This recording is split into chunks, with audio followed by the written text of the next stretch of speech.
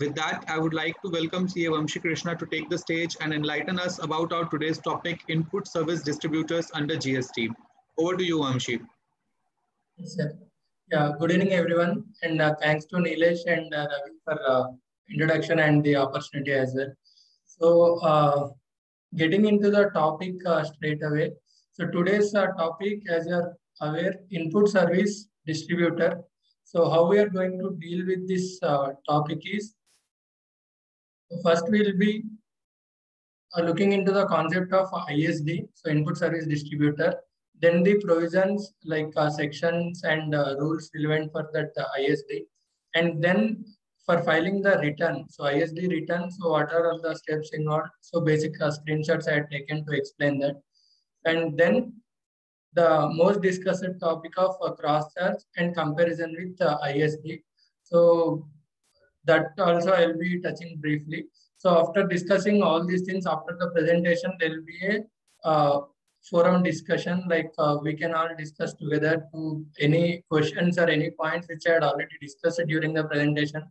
In that also any queries are there. So all those can be discussed at the end again. So in detailed way. If at all during the presentation, if there is anything which has to be clarified, then and there you can raise that issue. Otherwise, it would be better to keep the discussion points for the discussion session at the end, which will be where we'll be having sufficient time to discuss everything in a detailed way. So coming to the concept of ISD, input service distributor. So ISD is not a new thing which has come up in the GST regime. It's actually there from the service tax regime as well. So in the service tax regime also, they were giving an option to distribute the service tax credit among multiple units where this common services are used or common point is there where all the invoices will be received relevant for the other unit. So where a neck to neck nexus is there, input to output nexus is not there. Common services are there for multiple output. So similar concept has been brought into GSK as well with minor changes. So since that whole thing is anyway not relevant now, so let us understand what is input service distributor as per the GST laws and what are all the things they are talking about in the act and then the rules. First, coming to the definition of input service distributor, what they say, input service distributor is an office which receives tax invoices for input services and issues a prescribed document for distributing. So it is very simple. It is an office which receives input services, invoices for input services, and issues a document for distributing the services. So its job is simple. It will receive input service invoices and all the credit related to that input services will be distributed to the suppliers having the same PAN as that of the said office. So if you are talking about one particular office which is acting as an ISD, so all the other GST registrations which are on the same PAN, among all those GST registration numbers, you will be able to distribute the credit. So that is what it says. To suppliers having same PAN as at the said office means ISD. So if there are best example for this ISD is generally head office and its branch offices. So generally there will be one head office which will be located, which like maybe corporate office which is located at Mumbai, Bangalore, or Hyderabad at one place, and there will be manufacturing premises or projects going on in multiple states. So as per GST, we have to take registration in all the states where our operations are there. But as an operational mechanism, many of the services may be dealt in the head office or corporate office or sales office as a common point. So for distributing credit related to that common point, this input service distribution mechanism has come up. In other way, if we have to discuss about this mechanism, one is to avoid the blockage of credit. So if head office is working, head office is receiving some services on behalf of other branches. So head office may be accumulated with all the input tax credit, which is actually not relevant to that, and it will not have any actual output to utilize that credit. So it will be, ISD is a mechanism which allows head office to distribute the credit to respective states in a particular way. So actually it is a mechanism to distribute the credit, but to make it common for all, they are given certain mechanism in which the credit distribution should be worked out. Okay. And in other way, if you have to say, when head office is receiving a particular invoice, but actual recipient of that service may be someone other than this head office. So it may be a branch which is actually receiving the service, but invoice is received at the head office. So in such a cases, since that service is not related to this Hyderabad branch operations or head office operations, it will not be eligible for that credit at all. So in that cases also, this ISD mechanism will help it to take that credit and distribute it to the respective state to which the credit is actually relevant. Okay. So, and one more relevant point here is input service definition, because input service distributor is, the name itself says it is service related credit distribution mechanism. Only service related credit will be distributed, nothing related to goods. So input service means any service used or intended to be used in the course or furtherance of business. And there is also one more term which we should understand, relevant period. So that I'll just deal in our third slide from now. And to put it in a simple way, the example which I had given, there is one head office, it is receiving some service and there is some input on that service. It's actually not receiving the service, it is just receiving the invoice related to that service. The service is actually relevant for multiple units, unit 1, 2, 3, maybe to all the 3 units, or only to unit 1, only to unit 2, or unit 1 and 3 in any permutation and combination. So in all these cases, this head office is having an option to register itself as an input service distributor and distribute all the credit received on this particular input, which is related to the respective units. So when we say that it can distribute, everyone may distribute in their own fashion. So to make it a streamlined point, like to make it common to everyone, the Act itself had given certain mechanism on how to distribute the credit. So when you are identifying a particular invoice which is received to input service distributor, to check to which state it should be distributed or to which GST number it should be distributed. First, you have to see to which of the GST numbers it is related to. If it is related to one specific GST registration, let's say unit 1 in our example, then you have to distribute entire credit to that unit 1. Okay. So if it is related to unit 1 and 2, it's so that particular service is common for unit 1 and 2, then you can distribute the credit among that 1 and 2 only. Okay, you don't have to distribute the credit among all the existing registrations you are having. So you have to identify at invoice level to which unit or to which GST registration that particular invoice is related to. If it is related to one specific GST number, 100% of that input can be distributed to that particular GST number. If there are any 2-3 GST numbers to which the trade is related to, but not to all the GST numbers, then only the 2-3 registrations you can distribute. So when there are 2-3 registrations, you will have a doubt like, okay, I have unit 1 and 2. How much I should give to unit 1 and how much I should give to unit 2. So for that also they are given a mechanism. We have to take a pro rata basis. Pro rata means proportion of turnovers. So unit, if you are distributing your credit to unit 1, you have to take turnover of unit 1 for the relevant period divided by turnover of unit 1 and unit 2 for the same relevant period. Okay.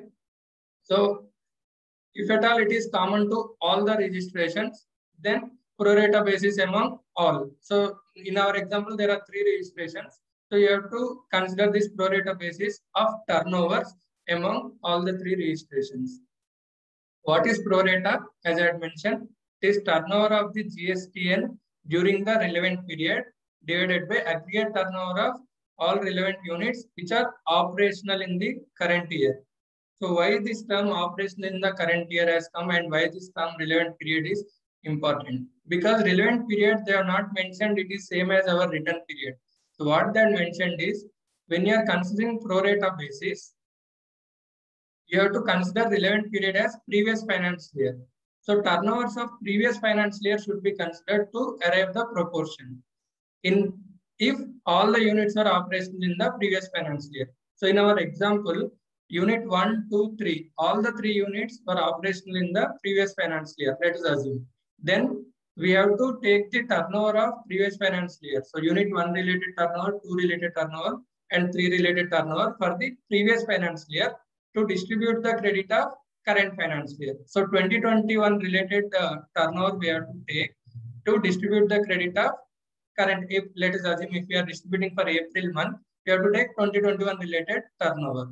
If at all unit 3 is a new unit, it doesn't have any operations in the previous financial year. Okay, so it has operations only in the current financial year. So in such cases, what we have to say? It says last quarter for which such details are available. So in the last 3 months, if unit 2 has the turnover, then we have to take that proportion for distributing the credit.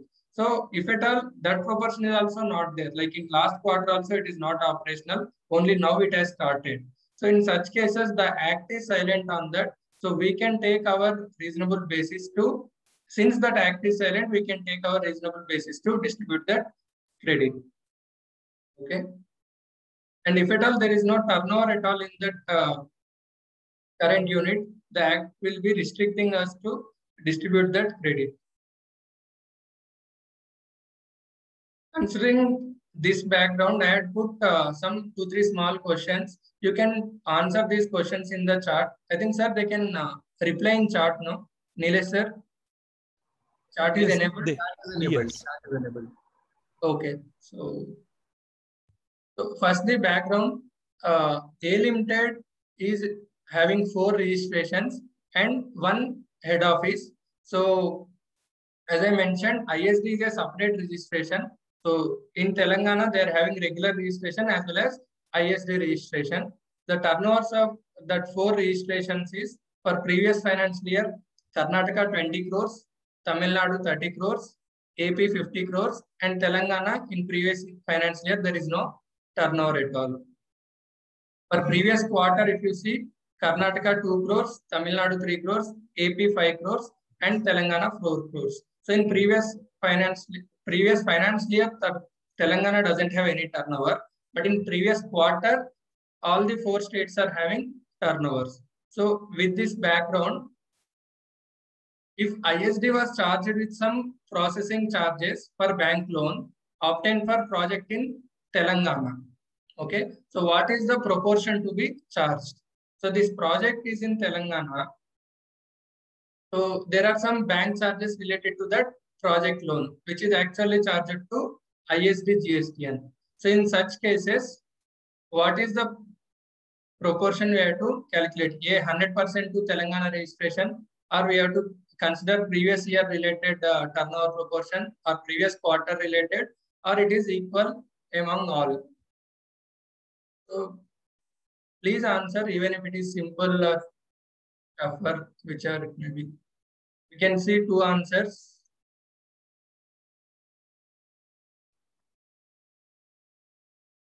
I assume others did not understand this concept. Please answer so that I can explain again if it is required, or I can just go ahead assuming it is understood.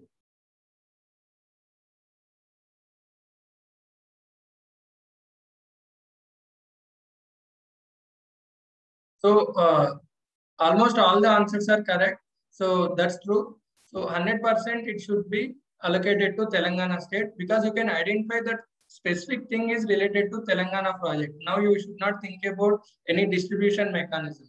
You know it is for particular state, straight away you go and allocate that credit to that particular state.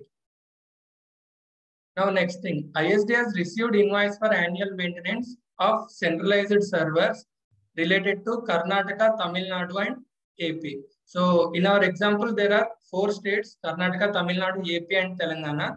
But this particular service is related to only 3 states. So in this situation, which proportion we have to use? Whether it is equal proportion among those 3 states or For 4 states, we have to use previous year, or for 4 states, we have to use previous quarter, or equal for 4 states.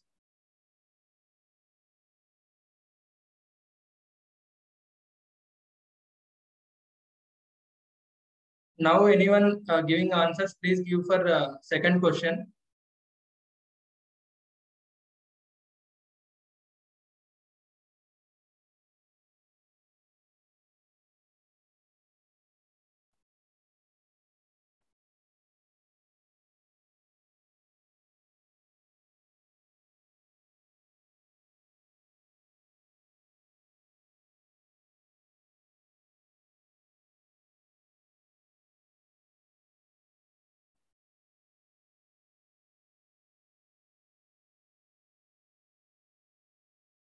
Okay, here multiple answers are there. Let me just explain the point.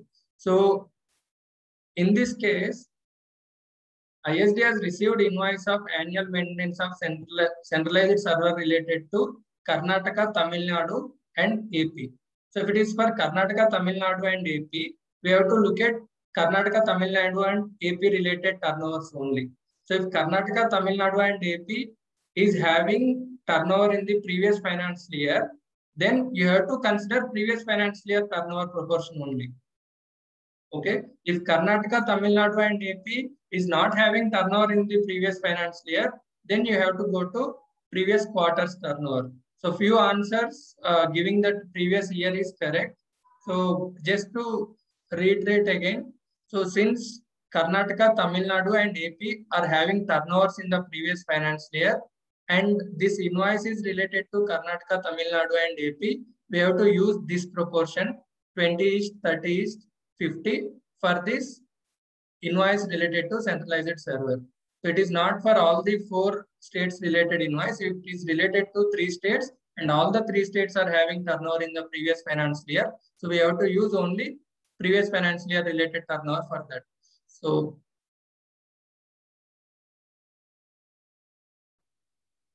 assuming AP registration is engaged in exempt supplies. So for the same question, AP and Karnataka, Tamil Nadu related question, if AP is engaged in exempt supplies, like this 50 crores, it is engaged in the exempt supply. So what is the proportion we should be using? So then we have to ignore AP and we have to put it among Karnataka and Tamil Nadu, or equal between Karnataka and Tamil Nadu, or we should go with the same answer of previous question.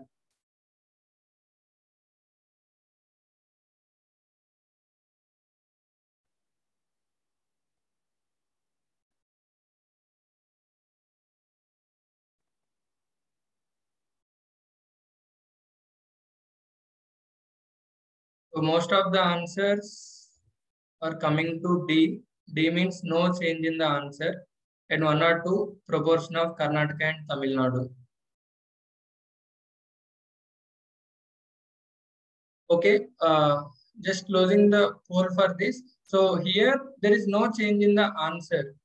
So when they are saying the turnover, they are not specified whether it is only taxable turnover or it should be exempted or excluding exempted non-GST and all. So they are saying total turnover should be considered. So even if it is exclusively engaged in exempt supplies or non-GST supplies, all those turnovers also you have to consider for arriving the proportion. And one more question in the chart I had seen was why we should not consider equal proportion somewhere in the previous question or anywhere. So there is no concept of giving it in a equal proportion. So they are clearly mentioning it should be allocated in the proportion of the turnovers. So when they say turnover of relevant period, that relevant period they have defined again. If everyone is having, like every state is having turnover in the previous financial year, then you have to consider previous financial year as the relevant period and consider the turnover of the previous financial year. So if in previous financial year, since our Telangana is not having credit, so we will go for previous quarter. But in the current question, Telangana itself is not in the there in the part of the recipients. Only Karnataka, Tamil Nadu, and AP are the recipients. and all the 3 states are having turnovers in the previous financial year. So for this particular invoice, we will be having relevant period as previous financial year. Okay. So in the same month, for invoice to invoice, your relevant period will keep on changing. So depending on the state relevant for that particular invoice. Okay. Then one more question, last one. So if Karnataka operations had been closed in the last month, so with March month, Karnataka operations had been closed. So then which proportion we have to use? So there is no change in the answer, or previous year proportion of AP and Tamil Nadu. 2 options. So in the same question, Karnataka, Tamil Nadu and AP related some maintenance invoices come, but Karnataka has already closed its operations in the last month. So which proportion we have to use? Whether we have to use the proportion of Karnataka, Tamil Nadu and AP related to previous financial year, or only proportion of AP and Tamil Nadu.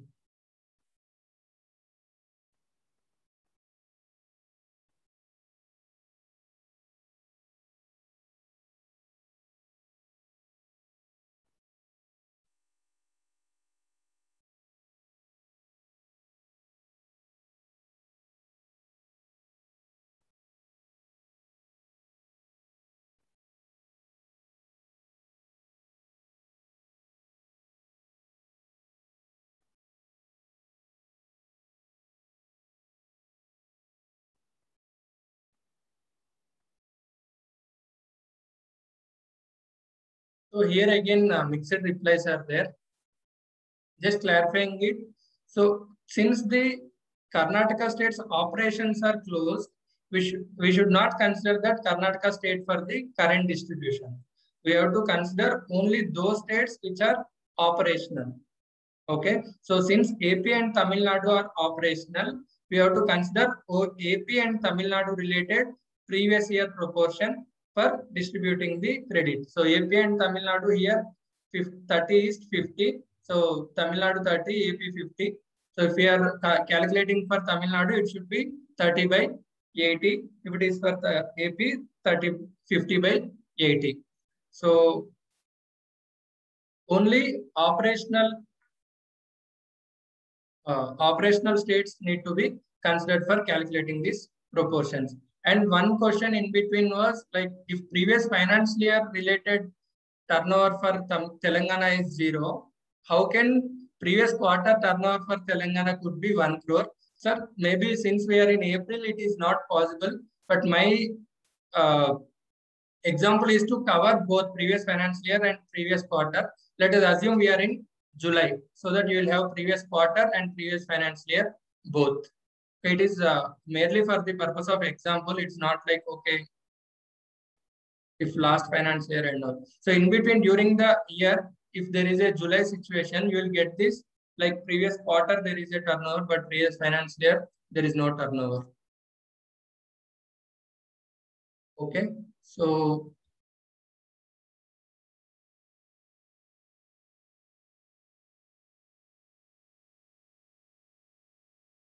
calculation of turnover has to be as per section 2.6. It is like turnover of states, sir. So state turnover it should be considered.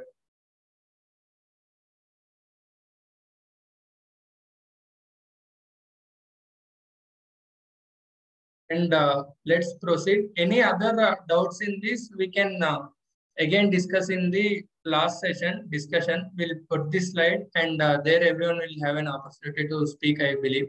So there we can discuss it further. And when we are calculating this pro rata, which I had mentioned, few more points to be noted.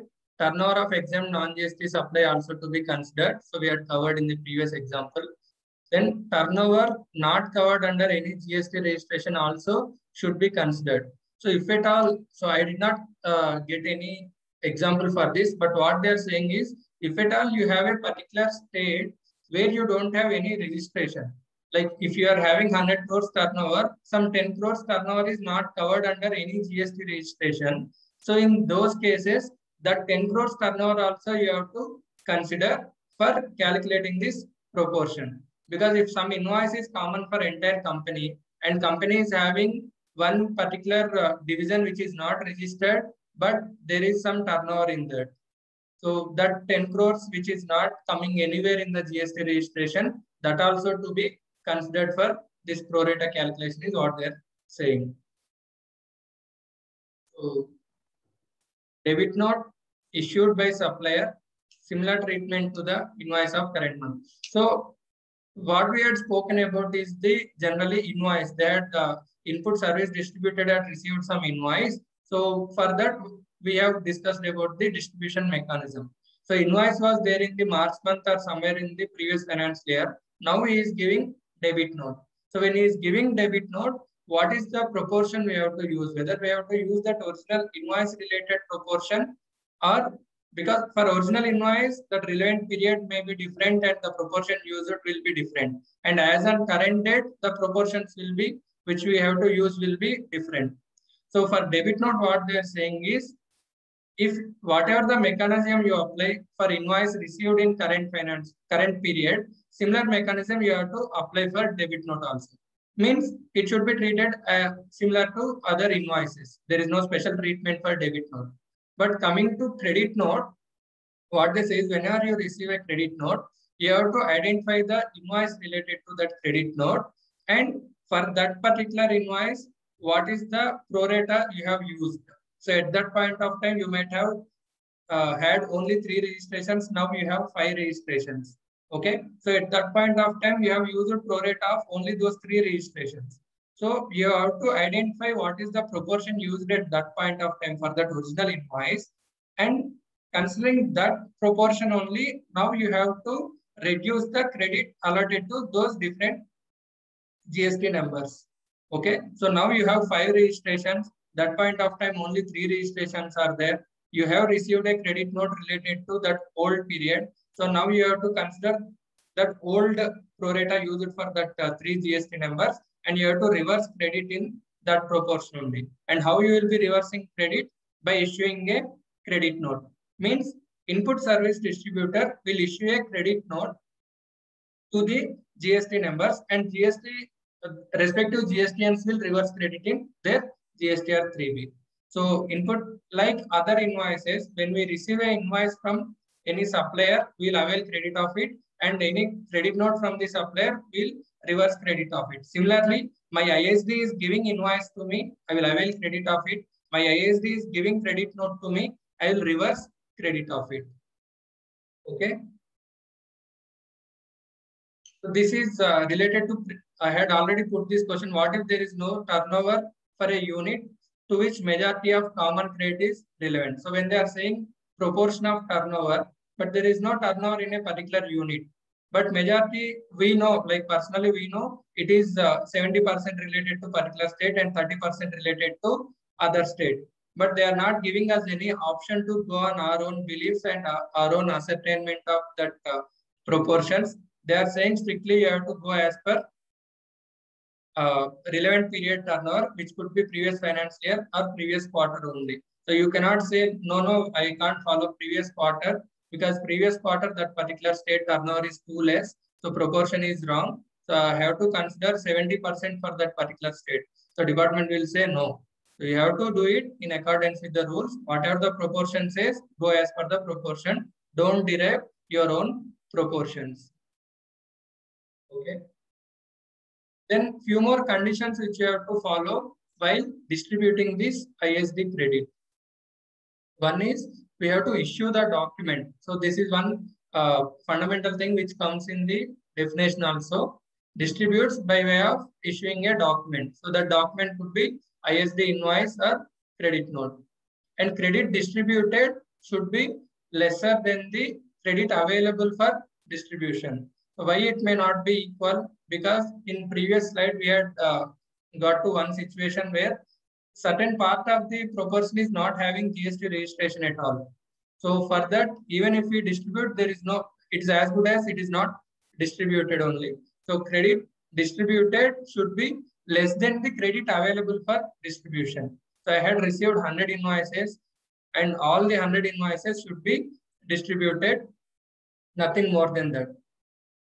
And if at all there is any excess distribution, okay, so while calculating, as I had mentioned in the previous slide, you felt that one particular state has to get 70% of the credit related to invoice. So then you can take two different invoices and you can allocate that first 70% invoice completely to that state, and balance you can apportion in whichever the way you want. But if there is a common invoice and you have artificially bifurcated 70% of credit to one particular state and 30% to other state, later when department had come and they had identified you had gone beyond the provisions and did something else and allotted some excess distribution has been made. So then what are the excess distribution you have made that will be recovered? Like let us say if you have distributed that particular credit to Tamil Nadu, okay, it should be actually 10 lakhs, but you have distributed 70 lakhs of credit to Tamil Nadu. Okay, that differential amount, whatever is the excess credit distributed, that 60 lakhs will be recovered from the recipient. Like from ISD, there is nothing to collect. So they will go and ask that Tamil Nadu state GST number to pay that 60 lakhs credit they had received in excess from ISD. And similarly, that the 73, 74 related assessment provisions also will come up. They will issue show cause notice and it will be processed through that 73 or 74 section, whether it is willful or it was not willful. Depending on that, 73 or 74 will be applied. And for ISD, whether registration point of view, they have to take a separate registration. They should have come in the beginning, sorry. So ISD, always there should be a separate registration. You cannot use your regular GST registration for input service distribution. Okay, for ISD, there should be always independent registration. And they will be able to file only GSTR 6. Okay, their only duty is to receive the input service related credit and distribute that credit. And if at all there is any goods related invoice received on ISD, you should not be distributing that credit. You can distribute only service related credit through ISD. Further, when you are distributing credit, you have to distribute entire credit received in the ISD. So it may be eligible credit or ineligible credit. So both the credits you have to distribute, and when you are distributing also you have to bifurcate. How much is the eligible credit you are distributing? How much is the ineligible credit you are distributing? Maybe you are engaged in taxable and exempt supplies. So part of it will be eligible, part of it will be ineligible. So which is exclusively for exempt. You have to mention that. And there may be some credits which are restricted under section 17.5. So all those 17.5 related credits also you have to avail in ISD and distribute it as ineligible to respective states to which that invoice is related. And when you are distributing, you have to distribute CGST, SGST and IGST separately. And when you are distributing these CGST, SGST and IGST, one particular state like Telangana, I am having ISD registration. So I am distributing it to Karnataka, Tamil Nadu, AP, as well as Telangana regular registration. So from ISD, it is going to 3 different states and 1 common state. So whenever it is going to different state or common state, IGST will always go as IGST. But if it is CGST or SGST, if it is going to the same state, CGST, SGST will go as it is. So suppose I have 10 lakhs of IGST credit in ISD. So when I am distributing, whichever state I distribute, it will go as 10 lakhs IGST only. But if at all I am having CGST and SGST, CGST 5 lakhs and SGST 5 lakhs in my ISD, and I am distributing that credit. So when you are distributing in the proportion, whatever the proportion which you distribute to Telangana, like same state related registration, it will go as CGST, SGST. But if at all you are distributing it to Tamil Nadu, Karnataka, AP, when it is going to the different state, it will go as IGST directly. So CGST also will go as IGST, SGST also will go as IGST. Okay, so when it is going to the other state, total credit will go as IGST. But when it is in the same state, it will go as it is. If it is IGST, it will go as IGST, CGST will go as CGST, SGST will go as SGST. So that is why you have to distribute the credits independently. For IGST distribution, you have to arrive separately, CGST separately, SGST separately, and you have to distribute in the same fashion which is described in the law. So same example, again one more question. If ISD is having IGST credit of 10 lakhs, how the same will be charged to, same will be distributed to the GSTN of the same state. So whether they will distribute entire credit as IGST or considering it is same state, so maybe if we go to that place of supply, location of supplier, same state, CGST, SGST, whether it will go in that way or how it will go. And whether there is an option to distribute it to same state or not. So someone can say you cannot distribute credit to the same state.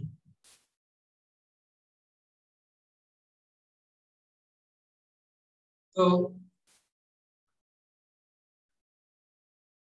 answer is IGST.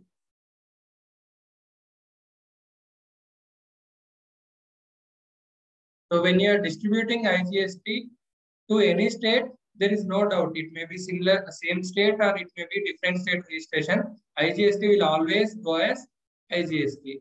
And if it is different state, any credit will go as IGST. Okay.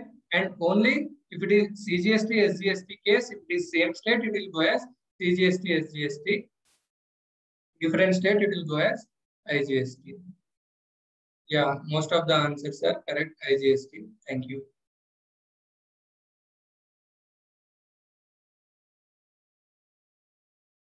And when we are talking about this credit distribution, I had mentioned ISD has to distribute the credit through document. So what are those documents? Invoice for distributing the credit and credit note. If at all there is any reduction of credit distributed due to any reason, it could be due to the credit note of previous financial year, or it could be due to reallocation. You have realized that there is some mistake in the previous month's calculation and you are redistributing. So when you are redistributing, if there is any reduction in the credit distributed, so that reduction should be done through credit notes. So any reduction should be done through credit notes. And when will this ISD debit note will come? There is no case where ISD debit note will be there. Okay. So specifically, I am mentioning this. There is no ISD debit note. There is only ISD invoice and ISD credit note. Okay. So then what about the debit note? See, you are saying ISD credit note, when I am redistributing, if there is reduction, I have to reduce it through credit note. When it is some in one state it is reduced, means some other state it will increase. So how I should do that? So that for that purpose, you have to issue ISD invoice. So whenever there is an increase or whenever there is a debit note received from the supplier, all those cases you will issue it through regular ISD invoice. Whenever there is a reduction, it will be through credit note. So there is no concept of ISD debit note nowhere in the law, and it is also not there in the ISD returns. So in GSTR 6 also we will not find any ISD debit note. Okay, it's only invoice and credit note. Okay, so whenever you are issuing this document ISD and credit note, invoice and credit note, similar to our regular invoice and credit notes, it should have name, address, all those things. But one more thing what that mentions specifically is it should clearly have the statement that this invoice is issued for distribution of input tax credit only. Okay. And then name, address, GSTN of ISD, name, address, GSTN of the recipient state, and invoice number, invoice date, and credit, if it is credit note number, credit note date, and amount of the credit distributed, and signature, digital or regular, signature of the authorized persons. Okay. Just remember there is no ISD debit note.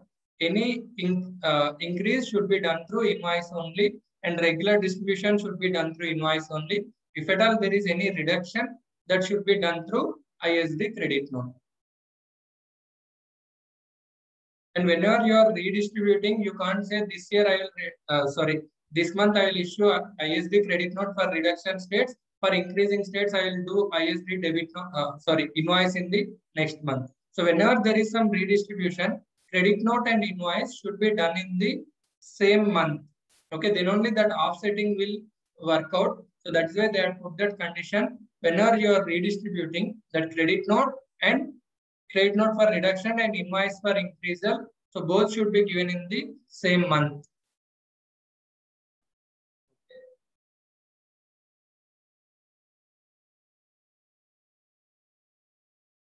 And some questions. Supplier has issued credit note to ISD. Which is the proportion to be followed? So I'm sorry, it is not, heading is not correct. It is not written. It is some questions again here. Supplier has issued credit note to input service distributor. Okay. So now input service distributor has to reverse the credit. So whatever he has distributed earlier, now he will be doing negative distribution. So for doing that negative distribution, which is the proportion he has to follow. Similar to the invoice of current month. So current month, whichever the relevant period proportion you are ascertaining, that you will follow, or original invoice, you will go and you will see what is the proportion used for original invoice and you will use that. So I think it is unanimous. Now again, it is B. So proportional used for the original invoice. So in original invoice, you are distributed only for 3 states means you have to take that old proportion and you have to use that proportion only. It could be similar number of states. And I have just taken an example of 5 states and 3 states, but it could be same 5 states and 5 states. But that time you might have used a different proportion. So you have to use that old proportion to reverse credit of that credit note. Next one, which is the document to be used. So now for this reduction of credit, what is the document I have to use? Whether I have to use ISD invoice with negative numbers, or I have to issue a revised invoice, or I have to issue a ISD credit note. So what is the document I am supposed to issue?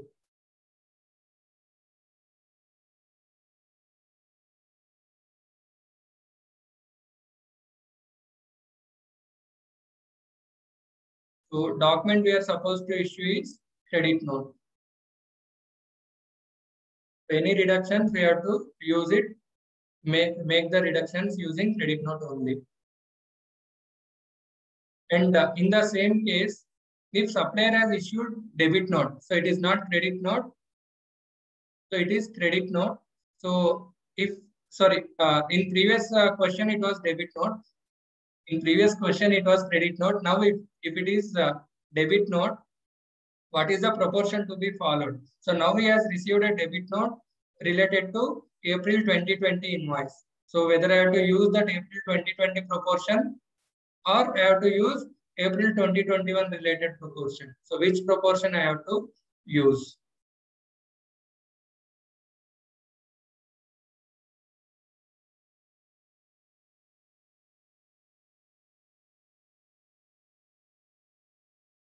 So for debit note, it is related to, like similar to the invoice of current month. So whichever the proportion you ideally apply for current month related, same proportion you will be using.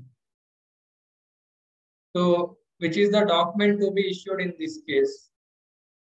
Whether you will issue revised invoice for that old month, or you will issue new invoice, or you will issue a debit note.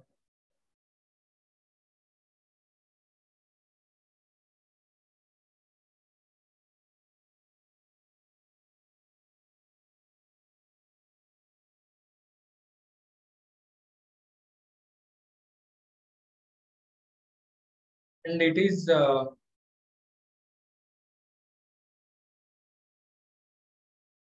debit note. So thank you for all those who had replied. So it is debit, it is new invoice. So whenever there is a debit note related to old invoice, for distribution of that, we will be issuing regular invoice. There is no separate mechanism for that. Only for credit notes, there is separate mechanism prescribed. Okay. So now considering all these things we know and we are ready for filing the returns. So let us see what is the return we are supposed to file and what are the details we will be furnishing in that theoretically and practically how that table looks. All that also I had put the screenshots. So let me just take you through the return mechanism.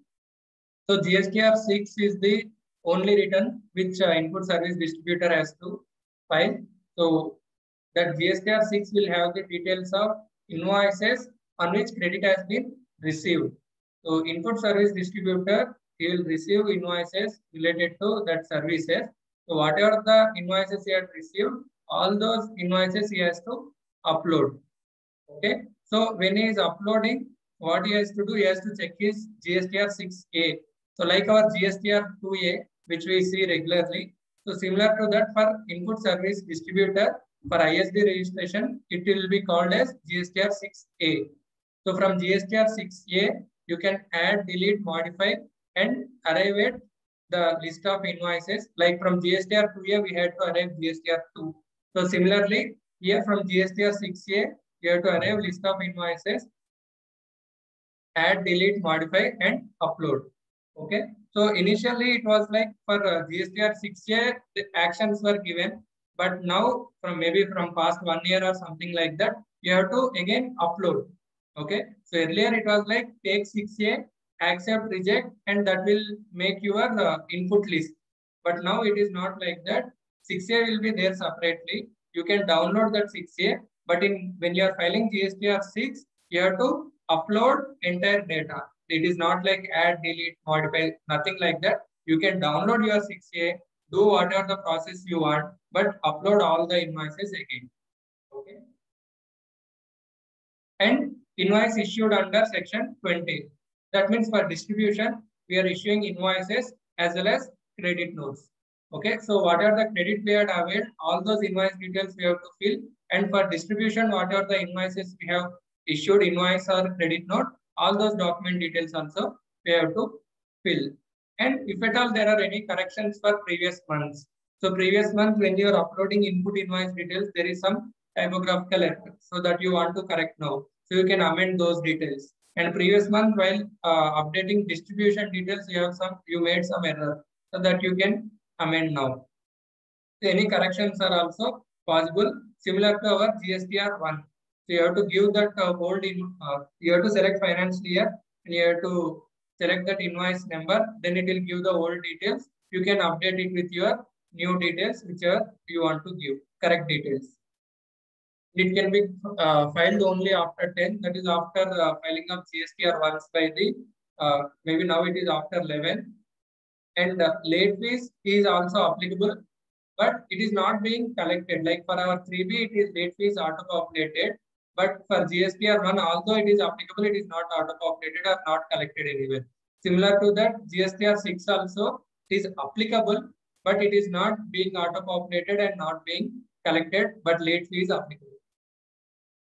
And can we give negative distribution? Negative distribution means you can do it through credit note, which is nothing but reversal of credit negative distribution, so that you can do it through credit note. Okay. And whether there is any offline tool for updating all these invoices? Yes, offline tool is available. So just like our GSTR 1 offline tool, they had given offline tool for GSTR 6 also. You can use that to fill all the invoice data.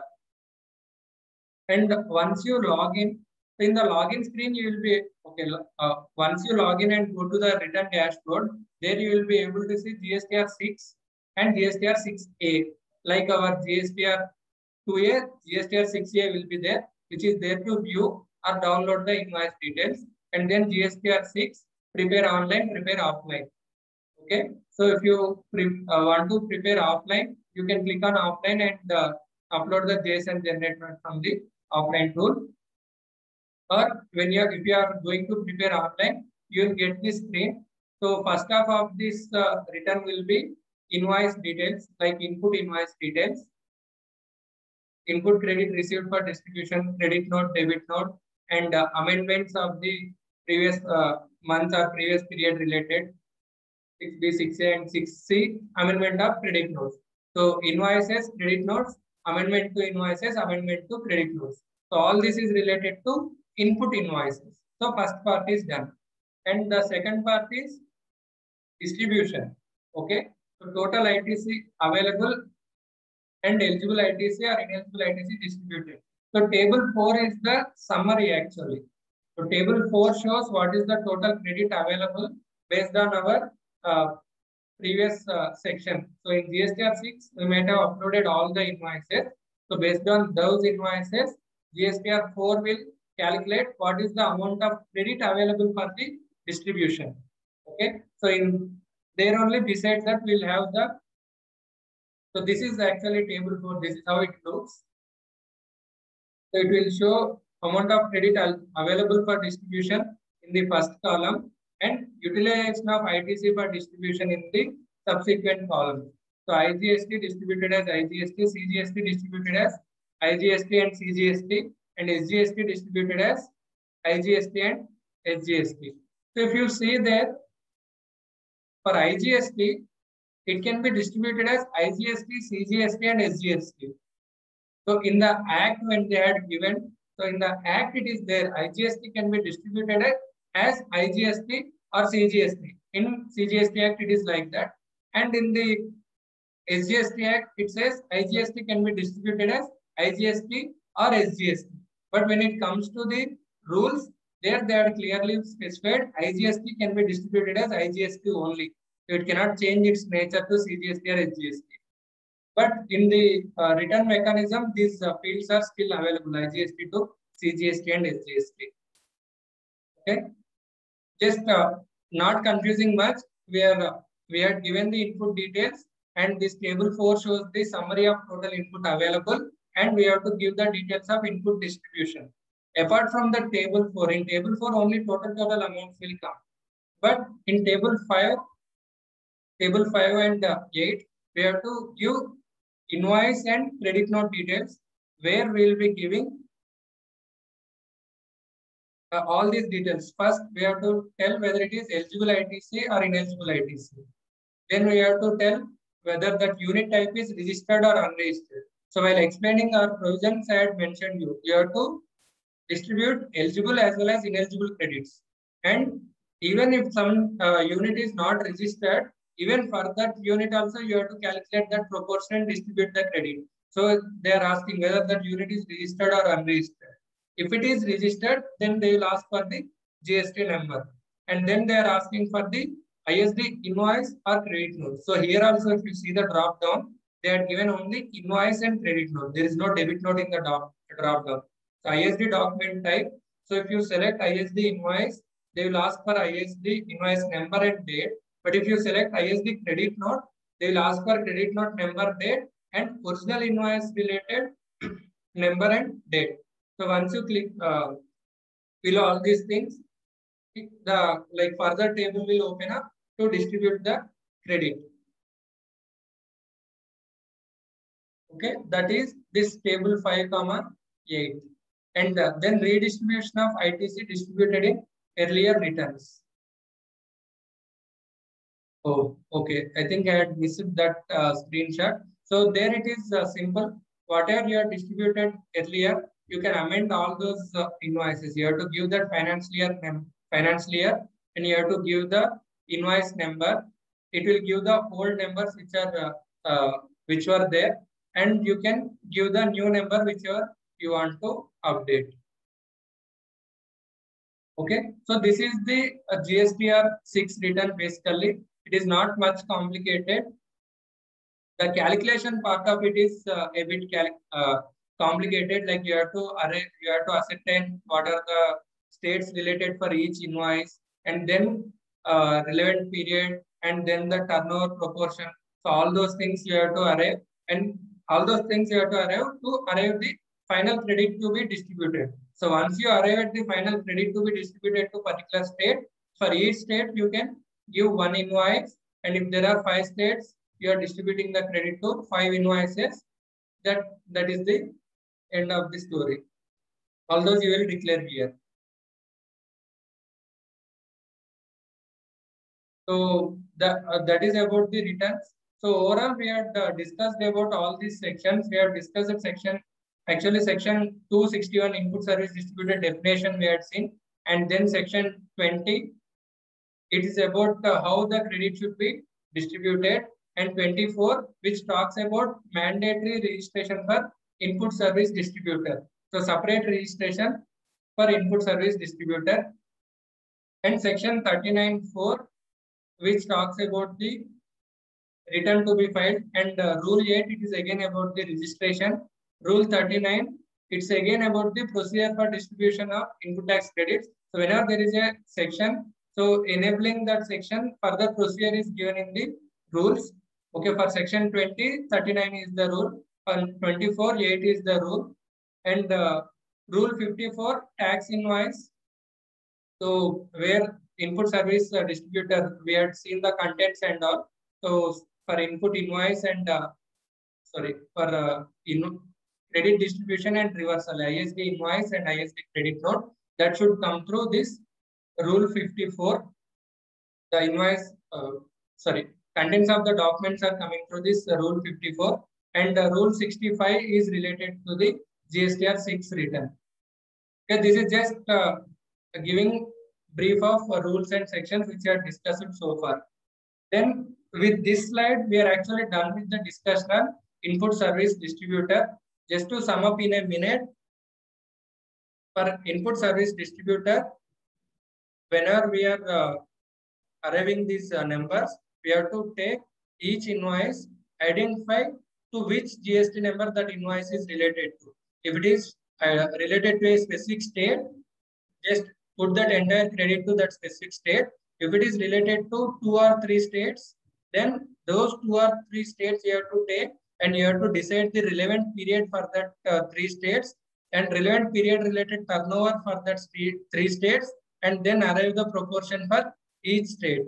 And if it is related to all the states, so then if it is common for all, then you have to arrive the common proportion to be used there, like relevant period considering all the states, whether it is previous financial year or previous quarter for which the turnover is available. In that proportion, you have to distribute. And while arriving that proportion, also one more point which we have to see is whether that particular GST number is operational in the current period or not.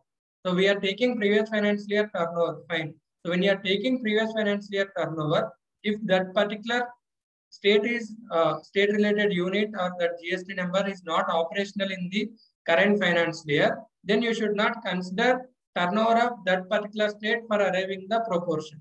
Okay, so your numerator and denominator will always be changing. You cannot fix your denominator. It is like entire full year financial year turnover. Okay, so depending on the number of states you consider, your denominator will keep on changing.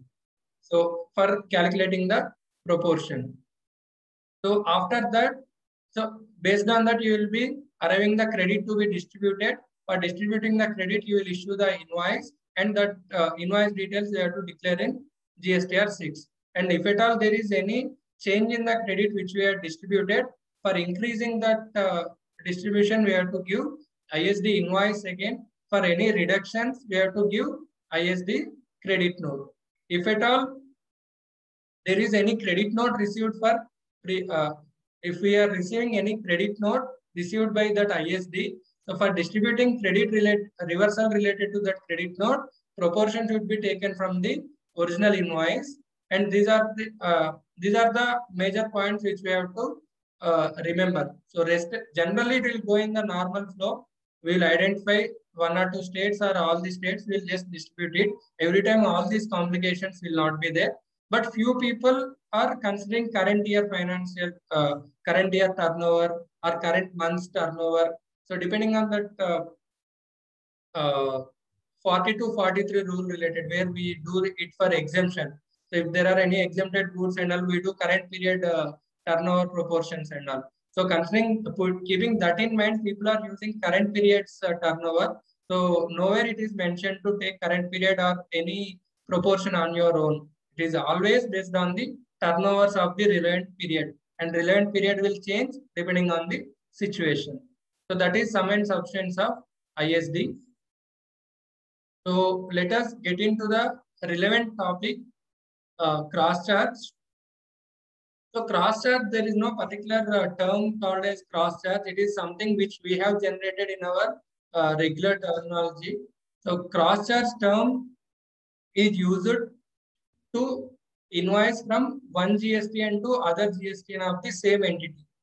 Okay, so when you are invoicing anything among the GSTNs of the same entity, we are using this cross charge term. Okay, but why do we need to invoice from one GST number to other GST number?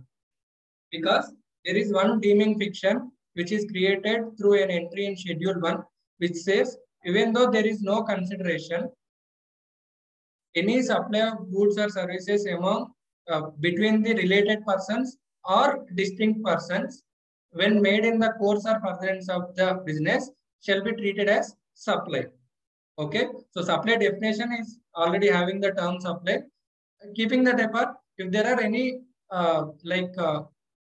transfer of goods or services between two different GST numbers of the same entity, still it should be treated as supply. So you may not be Karnataka registration, Karnataka GSTN may not be collecting any amount from Telangana GSTN. But still, if Karnataka has transferred any goods to Telangana, it will be treated as supply, and Karnataka has to issue invoice on Telangana. So this is like we are generally aware of this provision. Not only for goods, it could be goods or service or anything which one state is doing for other state. So in all those cases, this should be applied. So in generally, most of the people had ignored this and they are telling, so okay, if it is ISD, if it is related to goods to a specific state and all, I will be doing it. But I will not sit and arrive what is the common cost and I will distribute, or I will not take this to my head. Unless there was a judgment called Columbia Asia, where they said, see, now you have an head office. Okay, in head office, your entire accounting team and administration team is working.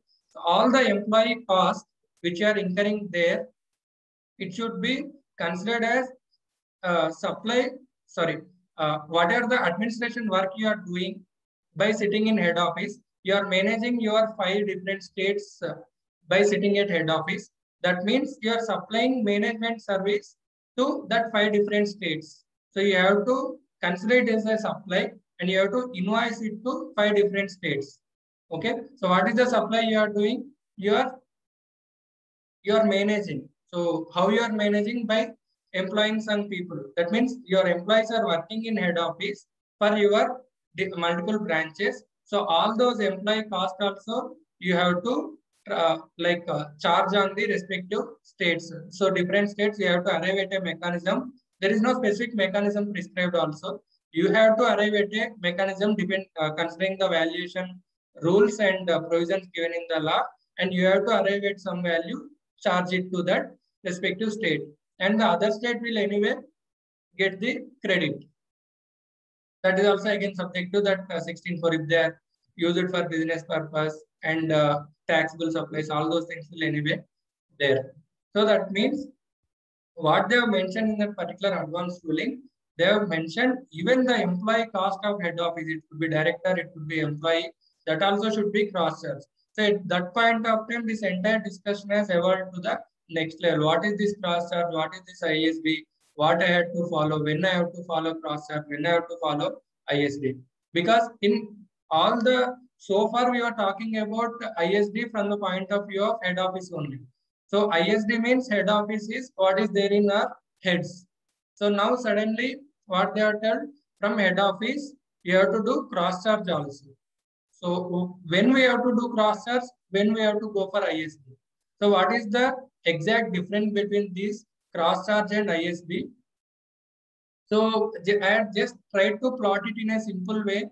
So it is, as we go on reading, it will become more and more complicated. So I am not complicating it here. I'm just trying to put it in a simpler way, which is possible, to understand what should be dealt under ISD and what should be dealt under cross charge. and what is the best way to follow in our regular things. So to that extent, we'll discuss and then we'll open it for the discussion. So if we compare these two, like ISD and cross charge, ISD means, we have seen the definition, it is an office. It just receives the input services and distributes this using the some distribution document and mechanism which is prescribed. So there is no element of service. It is just distributing. Okay. So here this office, this particular office where ISD registration is taken, that particular office is not doing any other operation and it is not doing any service per se. It is not doing any service to any other branch. It is just receiving the invoices and distributing the credit of that invoice to respective people. Okay. But when this cross charge will come is, whenever there is an element of supply, like whenever there is an element of service, the expense incurred by distinct person, that means head office is maintaining that entire head office. It may be rent, it may be some consumables which they are procuring, it may be employee salaries. They are incurring some expenditure for management of the branches. Okay, so managing the branches is the service which head office is doing. Okay, so in that case, the expense incurred by the distant person for the purpose of carrying out activities, the outcome of which benefit the distinct persons, is required to be considered for cross charge. Okay, so whenever there is no actual service from the head office, then it should be taken into ISD. If at all there is a expense incurred by the cross charge, that means head office is consuming it. Okay, if head office is consuming it, indirectly that branch is benefited. So all those things should go into cross charge.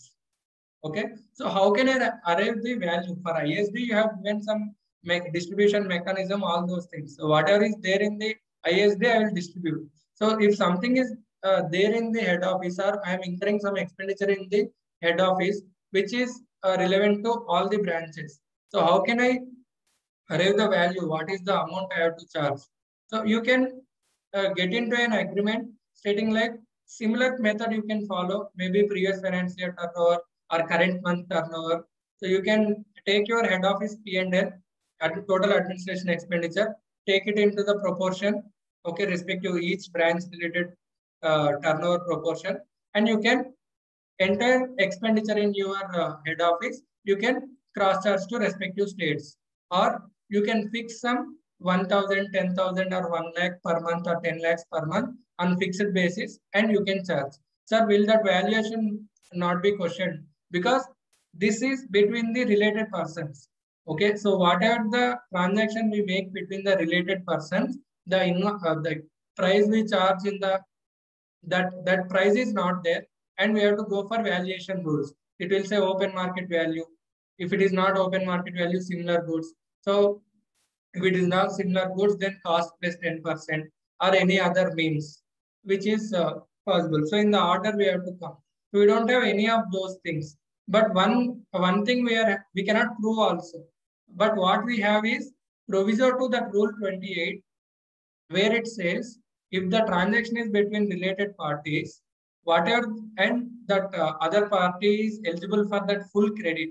So if you are doing it from Telangana to Karnataka, Tamil Nadu, Kerala, if all the three states are eligible for that 100% of credit, then you can give any value that will be deemed as open market value. Okay, so whatever the value, even if it is 1,000 rupees, you charge it on monthly basis. That should be accepted by the department because it is given in the rule 28. Okay, so they themselves had given proviso to that rule 28, where it says if it is to a related party and that related party is eligible for that full credit, whatever the amount charged in the invoice will be accepted as proper, will be accepted as the transaction value. So they don't have we don't have to go for any other valuation rules or any other mechanism to arrive at the transaction value and charge GST. Okay, so best way, sum and substance, what I'm saying is whatever is possible to put into ISD, you put into ISD, and whatever is not possible to put into ISD, but you are incurring at head office, all those head office expenditure. And in ISD, you will receive input, only that input you will transfer. But in head office, it is not like that. You may had received input or you may not receive input. But whatever the services you have procured, from all that different branches are benefiting. So entire amount you have to cross check. So irrespective of input, entire P&L you take, all that expenditure, you either you add some 10% markup or without that markup, you cross charge to all the GST registrations. Sir, should I do all these things? Is it mandatory? So as per law and as per one of the press release and one of the draft circular, which was actually not issued as a final one, they are clear about these mechanisms. ISD is different, cross charge is different. Everything is mandatory in its own way, but they are not given any specific line which is drawn like this is for ISD, this is for cross charge. So ISD is for services, cross charge is for goods. Nothing like that. They are not given any such bifurcation, but as per department's intention, as per the advanced ruling and all, we have to do cross charge also. And this ISD is an independent thing which we have to follow. So it is not like whether I have to go for ISD, whether I have to go for cross charge. You may have to do both if at all you are having a centralized office. And all the time I was talking about ISD keeping a head office in point of view. ISD need not be only head office. It can be any office. It can be your sales office also. Suppose I am having my manufacturing facility and my head office in Hyderabad. But for my promotion of my sales or for dealing with my clients, I am having sales offices in Delhi, Madras, Bangalore, and all the Kolkata and all the metro cities which are called. So all those places I am having my sales offices. So in all those places also some expenditure incurred. Okay, for all the expenditure which is incurred and that credit may be lost because there is no outward supply. There is no activity per se. They only receive services and consume it there, which is actually for the benefit of head office or maybe different place. So since my registration is in Telangana, regular registration is Telangana and all my supplies are from Telangana, I can register my Delhi office and Kolkata office and Chennai office as ISDs. So 3 or 4 different ISDs also I can register. All those people will receive invoices and transfer that credit to Telangana. Because all that credit is related to Telangana, it is not related to respective states. Okay, so all that credit can be indirectly, it can be brought into Telangana, and while making outward supplies, you can utilize that credit. Okay. And this is a short summary of advanced ruling. So even that Appellate Authority of Advanced Ruling also held up the same decision. They had mentioned that even if it is the employee-employer relation, that employee-employer relation should be seen at a state level, not at the entity level. So what was argued was these employees are employees of the entity. The entity is like as a whole, it is not related to Telangana, it is not related to Karnataka. Entity as a whole, they are not specifically employees of Telangana, but they are not agreed on that. They have mentioned it should be dealt separately, and taxing the services from head office to branches doesn't mean that taxing the employee-employer services. We are taxing like what the example they had taken was, if you are charging anything, like when you are selling a product, so in that product also, all the employee cost also included. So that doesn't mean I'm charging GST on that employee cost. Okay, because employer-employee relation related, it is there in the schedule 3, which is not a supply. So that was one point which was taken up, but department has mentioned like including that cost doesn't mean we are charging GST on that. So we are asking you to arrive at a value and do cross charge on that. We are not asking you to do it exactly on the salaries, calculate the salaries and do it on the salaries.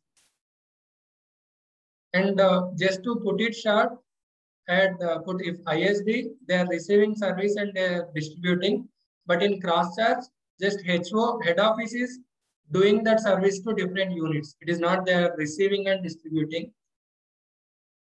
Okay. So with this ISD and cross-charge discussion also come to an end. Again, I'm summarizing whatever you cannot, whatever you're not receiving invoices to ISD, just do make it through cross-charge.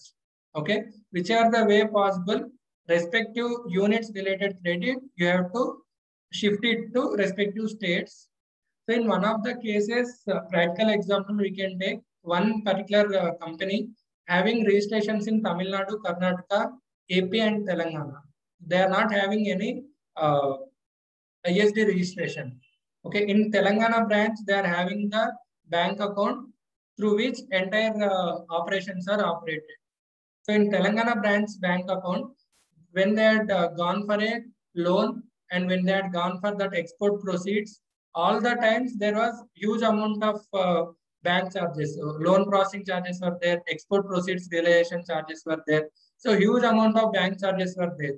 But all those bank charges are not related to Telangana. Telangana is just a HO kind of thing. So they are not actually having any operations from Telangana. They have a manufacturing unit in AP. They have depot sales from Karnataka and Tamil Nadu. So majority of the transactions and turnovers are there in Tamil Nadu, Karnataka, and AP. So all the amount which is related to Tamil Nadu, Karnataka invoices is received in Telangana bank account. So charges also in Telangana bank account. Credit also availed in Telangana GST number. So when the department officer had come, he had asked one question, whether this input is related to Telangana business. So answer is no, that input is not related to Telangana business. So then you are not eligible for this credit at all because basic condition of section 16 is only not satisfied. It should be used in the course or furtherance of business. So it is not used in the course or furtherance of Telangana related business. So you are not eligible for that credit in Telangana. So what you have to do, you should have distributed that credit with maybe through ISD or maybe through cross-charge, whichever the way possible.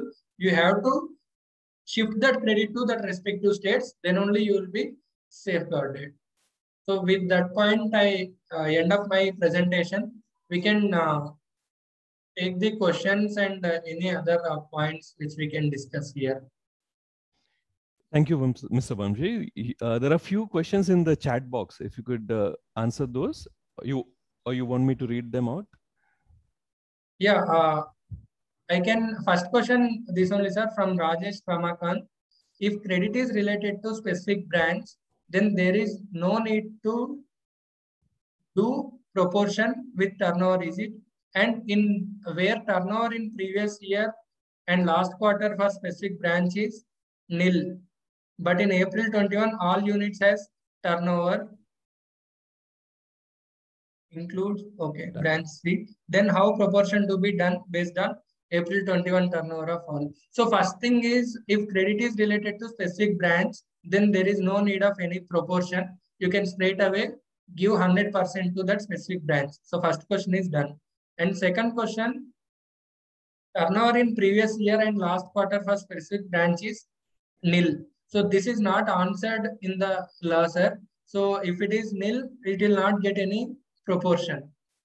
Okay. So it like nothing will go to that particular state. You cannot derive your own proportion, even though it is related to like some portion of it is related to that state. They are not said like if it is not, see, when they are talking about the previous financial year, they had mentioned if the previous financial year related turnover is not available, then you take previous quarter prior to this month. So in which are the quarter that details are available for all the units, you take that quarter like that they had mentioned. But they had not mentioned like if previous quarter is also not available, take current month or take your own decision. So that thing is not coming up anywhere in the law. So we cannot take up that April 21 related. And next question, sir. What if I am filing Harsha? What if I am filing ISD return for the month of April? A new registration has been added in the same month by 5th April. So common expense relates to such new registration also along with other registration. So it is again a similar type of question. So they are not given any specific mechanism. So like from law perspective, there is no answer for it. We have to go based on the available proportion only. Or like if anyone else are having any other view on that, we can take that, which is more logical.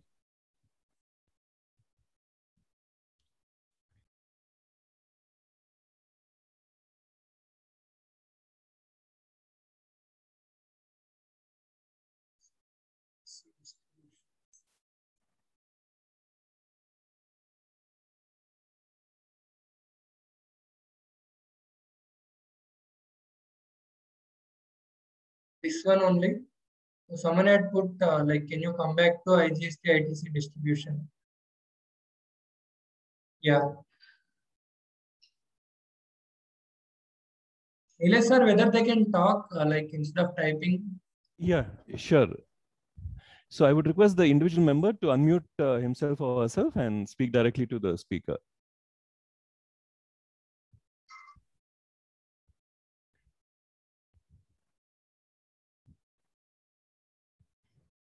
Any other? No, can you come back to the IGST ITC distribution example? So like you want me to explain it again, or I did not understand, or any specific question in this example?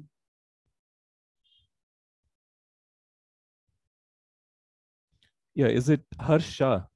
Yeah. Harsha, you can unmute yourself. He just want again, it seems. Okay. He wants a review of that example, it seems. Yeah.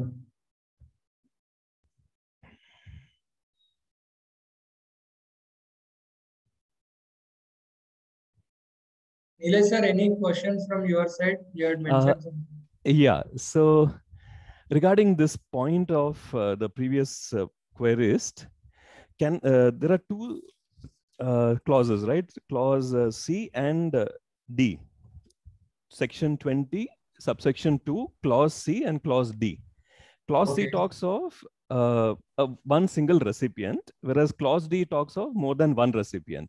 Yeah. So let's take an example that stock verification audit. So there are 5 locations in all 5 southern states. Or maybe one state has more than one location. So that's why it is disproportionate, or whatever example.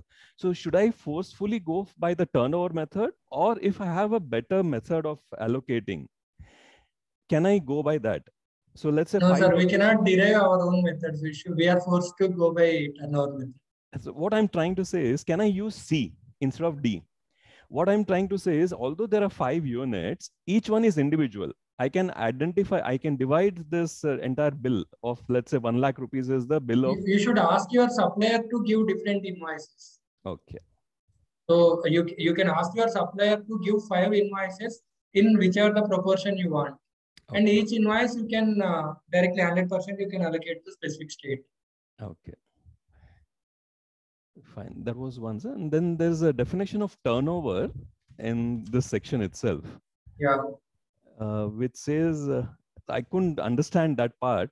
If you could elaborate what that turnover means. It says you're able to see the screen, sir? That yes. Okay.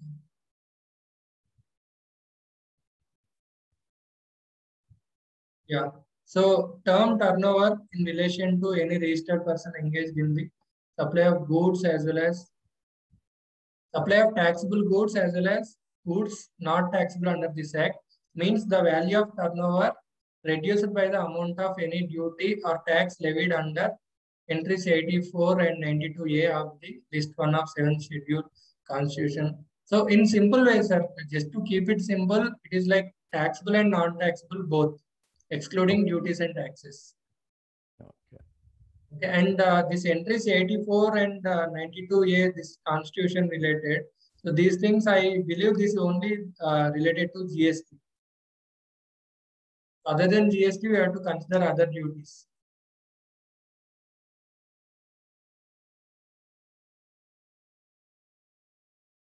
Who will scrutinize ISB return?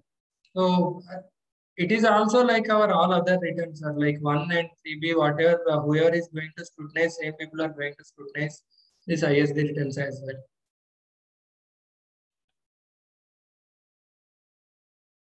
One more practical issue we had was the vendor is making errors in raising invoices. So invoice pertains to, let's say, Tamil Nadu, but he raises an invoice at Telangana being head office. So can I use cross charge to rectify this error myself rather than going to the vendor? First thing, going to the vendor is the best option anyway. If it is not possible, you can use this cross charge methods. So tomorrow, Telangana shouldn't come back and say that, Karnataka shouldn't come back and say that I'll not allow this ITC because it is, there's no service rendered by head office to branch and something like that? No, since we are cross-charging, we will say like I had received and I had passed it on to my branch. Okay. Like that. So Maninder is trying to join us. I'll just see if I can.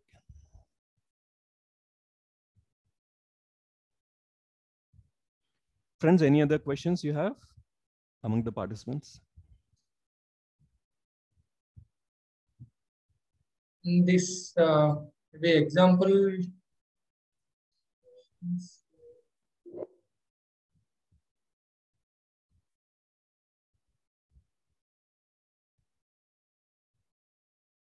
was there anything confusing in these examples to anyone?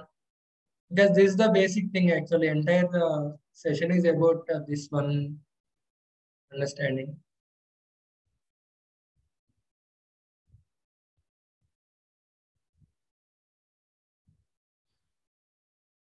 So in this case, if there is some common credit attributable to Telangana state, then I'll have to follow the previous quarter workings, right?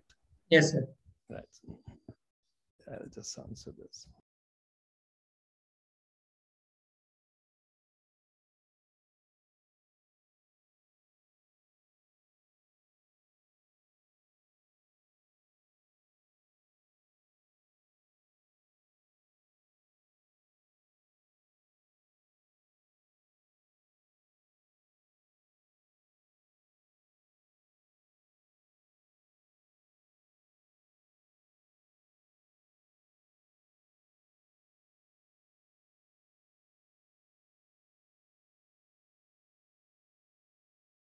Here they are not used aggregate turnover term anywhere. So aggregate turnover is like for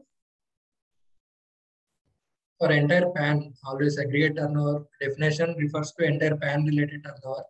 Here they are not referring to PAN related turnover. Each state-wise turnover they are asking us to consider and total those turnovers to arrive the denominators.